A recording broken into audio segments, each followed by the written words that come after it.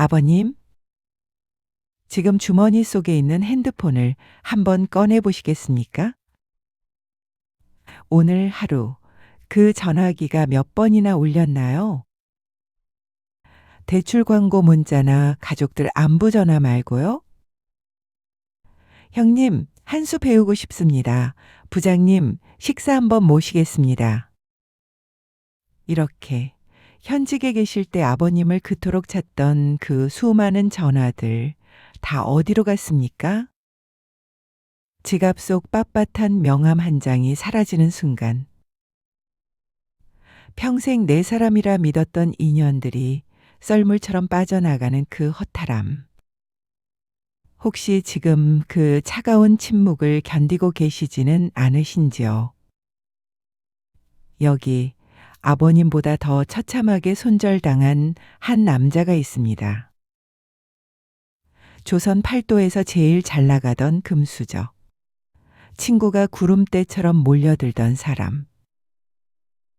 하지만 그가 무너지자마자 친구들은 대문을 걸어 잠그고 개 쫓듯 그를 쫓아냈습니다. 전화기가 울리지 않는 밤.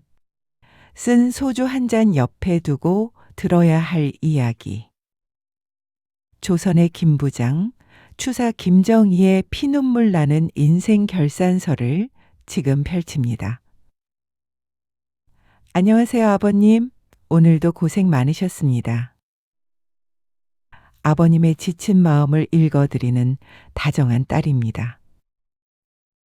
앞서 드린 질문이 조금 아프게 들리셨다면 용서해 주세요. 하지만 저도 압니다. 평생을 전쟁터 같은 사회에서 갑옷 입고 싸우신 아버님들이 은퇴 후 마주하는 그 적막감이 얼마나 낯설고 외로우실지 말이에요. 그래서 오늘은 그 헛헛한 마음을 빈 술잔 채우듯 꽉 채워드리고 싶어서 조금 묵직하게 문을 열어보았습니다. 가장 화려했던 꽃이 지고 난 자리. 그 황량한 겨울 들판에서 비로소 피어난 진짜 인생의 이야기.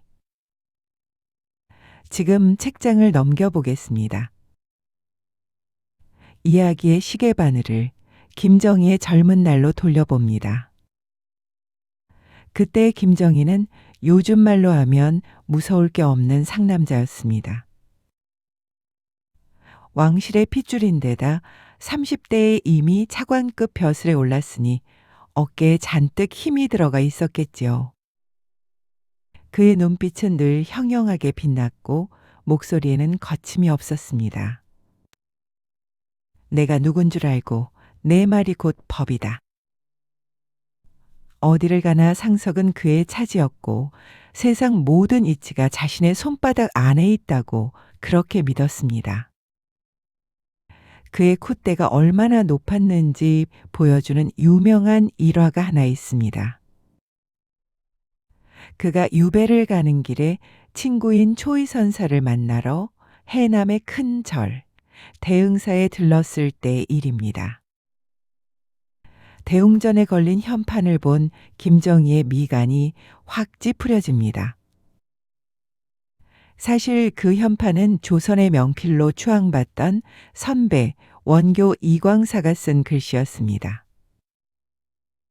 하지만 당시 최고라 자부하던 김정희의 눈에는 그 글씨가 촌스럽고 뼈대 없이 보였나 봅니다. 그는 주지 스님을 불러다 놓고 쩌렁쩌렁 호통을 칩니다. 아니, 조선의 안목이 어찌 이리 떨어졌단 말이냐. 저런 엉터리 글씨를 현판이라고 걸어두다니 당장 떼어내라. 내 글씨로 바꿔 달기 전에는 이 문에 발도 들이지 않겠다. 조선 최고의 명필이라던 선배의 글씨조차 깔아뭉개던 그 기세, 참 대단한 기세죠. 그런데 아버님, 가만히 보면 이 모습 낯설지가 않습니다. 우리 아버님들도 한창 때는 이러셨지 않나요? 회사에서 혹은 거래처에서 나만 믿고 따라와 하며 큰 소리치고 내 판단이 틀릴 리 없다고 확신하며 앞만 보고 달리시던 그 시절 말입니다. 그 뜨거운 열정과 자신감이 있었기에 가정을 지킬 수 있었지만 한편으로는 너무 높이 날고 있어서 땅 위의 소중한 것들을 보지 못했던 건 아닐까요? 하지만 오르막이 있으면 내리막도 있는 법입니다. 자신의 그림자가 길어지는 줄도 모르고 태양을 향해 고개를 빳빳이 들던 그에게 운명은 아주 혹독한 겨울을 준비하고 있었습니다. 우리가 은퇴라는 단어를 남의 일로만 여겼던 것처럼 말이죠. 운명의 시련은 예고도 없이 들이닥쳤습니다. 나이 55. 남자로서 사회적 위치가 가장 정점에 달했을 때 그는 정치 싸움에 휘말려 하루아침에 대역죄인이 됩니다. 화려한 서울 저택을 떠나 그가 도착한 곳은 제주도 끝자락. 그것도 그냥 유배가 아니었습니다. 위리안치. 집 둘레 가시나무를 지붕보다 높게 쌓아 올려 세상과 철저히 격리되는 형벌이었습니다. 비단옷 대신 거친 죄수복을 입고 뱀과 지네가 우글거리는 습한 방구석에 쭈그리고 앉은 김정희. 하지만 춥고 배고픈 것보다 그를 더 비참하게 무너뜨린 건 따로 있었습니다. 바로 사람이었습니다. 잘 나갈 때는 형님 존경합니다. 평생 모시겠습니다 하며 술잔을 올리던 그 수많은 사람들. 그가 유배를 가자마자 거짓말처럼 연락을 끊었습니다. 심지어 유배 가는 길에 평소 아끼던 후배의 집 앞을 지나게 되어 대문을 두드렸지만 후배는 죄인과 엮일까봐 문을 걸어 잠그고 내다보지도 않았습니다. 차가운 가시덤불 방 안에서 김정희는 밤새도록 가슴을 쳤을 겁니다. 그의 속마음을 들여다본다면 이러했겠지요. 내가 인생을 헛살았구나. 내가 쥐고 있던 건 사람의 마음이 아니라 권력이라는 썩은 동아줄이었구나. 아버님, 이 대목에서 가슴 한구석이 뻐근해지지 않으십니까?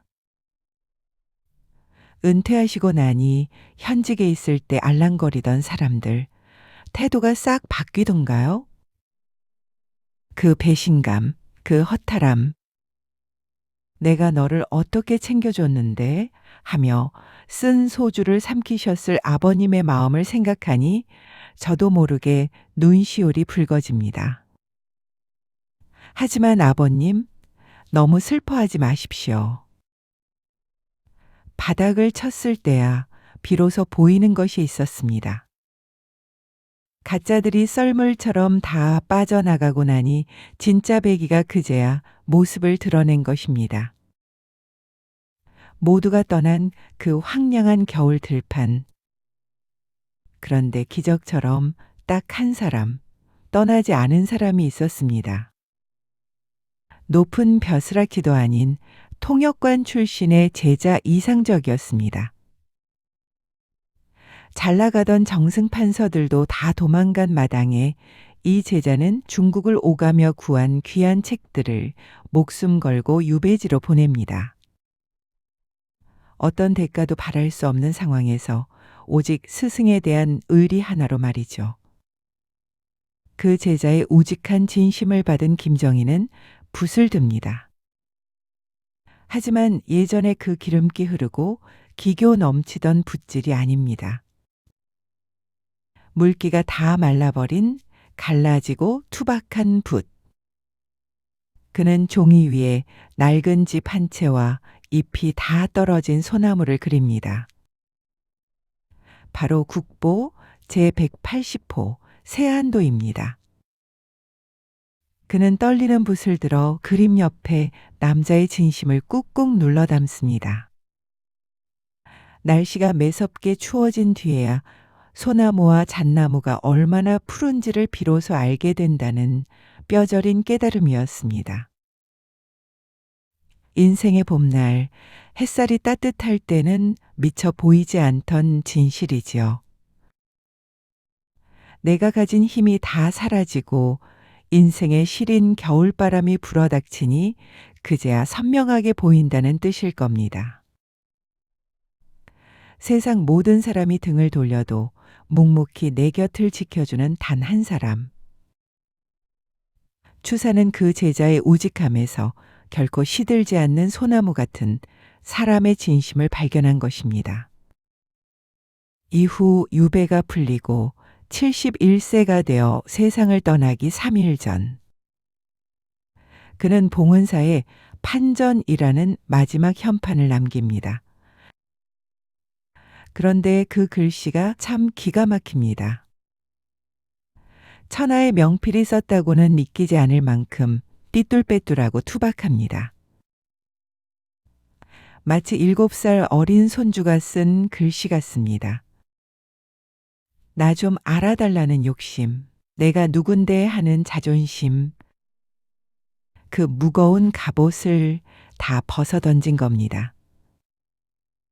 잘 보이려 애쓰지 않고 남의 시선 신경 쓰지 않고 그저 있는 그대로의 나 자신으로 돌아간 경지.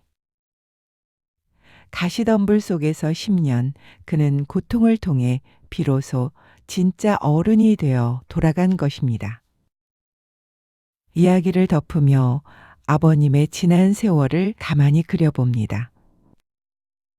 가족을 위해, 자식들 공부시키기 위해 얼마나 치열하게, 얼마나 무겁게 살아오셨습니까? 자존심 상하는 일이 있어도 꾹 참고 내가 참아야지 하며 버텨오신 그 세월들. 아버님, 이제 그 무거운 짐을 좀 내려놓으셔도 괜찮습니다. 김정희가 유배지에서 비로소 갑옷을 벗고 편안해졌던 것처럼 말이죠. 지금 아버님의 전화기가 울리지 않는다고 해서 아버님의 가치가 사라진 것은 결코 아닙니다. 오히려 가짜 거품이 걷히고 진짜 소중한 것들만 남은 시간일지도 모릅니다. 지금 곁에 있는 아내, 혹은 투박하지만 진심을 다하는 친구, 그리고 무엇보다 그 모진 풍파를 온몸으로 견뎌낸 위대한 당신 자신. 이것만으로도 아버님의 인생은 추사의 세안도처럼 이미 충분히 아름답고 훌륭합니다.